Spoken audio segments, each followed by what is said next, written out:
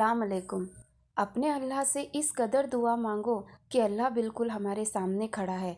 पहले तो हमें इस्तग़फ़ार करना चाहिए और कसरत से इस्तग़फ़ार करना चाहिए, क्योंकि हमारे गुनाह इतने बड़े हैं कि अल्लाह के सिवा इसे कोई नहीं जानता। बेशक अल्लाह को सब पता है, क्योंकि अल्लाह की नज़र हम सब पर है। हमारे अच्छे बुरे अमाल सब कुछ अल्लाह को पता है।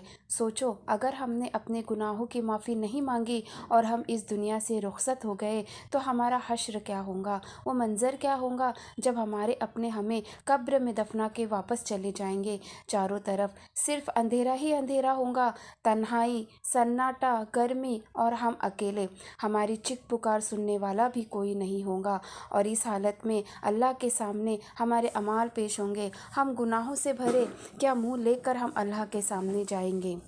इसलिए हमें वक्त रहकर अपने गुनाहों की माफ़ी अल्लाह से मांगनी चाहिए, क्योंकि बेशक अल्लाह ही है जो हमें 70 माओं से ज़्यादा मोहब्बत करने वाला है और बेशक अल्लाह हमारे गुनाहों को माफ़ कर देगा। इसके साथ ही हमें पाबंदी से नमाज़ पढ़नी चाहिए, तिलावत कुरान पढ़नी चाहिए, कसरत से अस्तगफिरुल्लाह पढ़ना चाहिए। नमाज और कुरान की तिलावत से ही हमारी कब्रों में रोशनी होंगी और इस्तगफार से हमारे गुनाह माफ़ होंगे। बेशक अल्लाह बहुत करीम है, बहुत रहीम है और अपने रहीमी और करीमी के सदके अल्लाह हमें ज़रूर माफ़ फरमा देगा। कल हो ना हो हमें नहीं पता, अपने आखिरत की तैयारी हमें अभी से करनी चाहिए और अल्लाह से डरो, क्योंकि हर वक्त अल्लाह की नज़र हम पर है। गुनाहों से बचो, देखो कि अल्लाह सब देख रहा है। अपने दिलों को ईमान की रोशनी से मुनव्वर करो, हलाल कमाओ, रोज़ी में बरकत होंगे, हराम खाने से बचो। ये दुनिया फ़ानी है, सब कुछ ख़त्म हो जाने वाला है और आखिरत में अल्लाह के सामने हमारा हिसाब होने वाला है।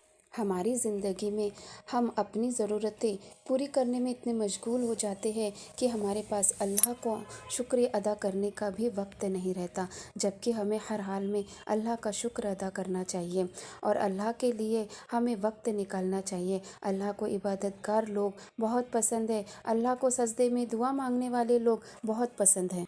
जब हम पर मुसीबत परेशानी आती है तब हम अल्लाह को याद करके रोते हैं, और जब हम पर अच्छा वक्त आता है तो हम अल्लाह के लिए थोड़ा भी वक्त नहीं निकालते और अल्लाह को भूल जाते। इसी कारण हम पर अल्लाह ऐसा वक्त लाता है कि मेरा बंदा मुझे हमेशा याद करे। इसलिए हमें हर हाल में अल्लाह को याद करना चाहिए, चाहे वक्त अच्छा हो या चाहे वक्त बुरा हो। बेशक अल्लाह सबकी सुनने वाला है। पूरी कायनात में सिर्फ़ और सिर्फ अल्लाह की हुकूमत चलती है। बेशक अल्लाह बहुत रहमान है, बहुत रहीम है। अल्लाह के सिवाय कोई दूसरा माबूद नहीं है। अल्लाह ही है जो दिन को रात में और रात को दिन में बदलता है। बेशक अल्लाह ही है जो बड़ा ही कारसाज है।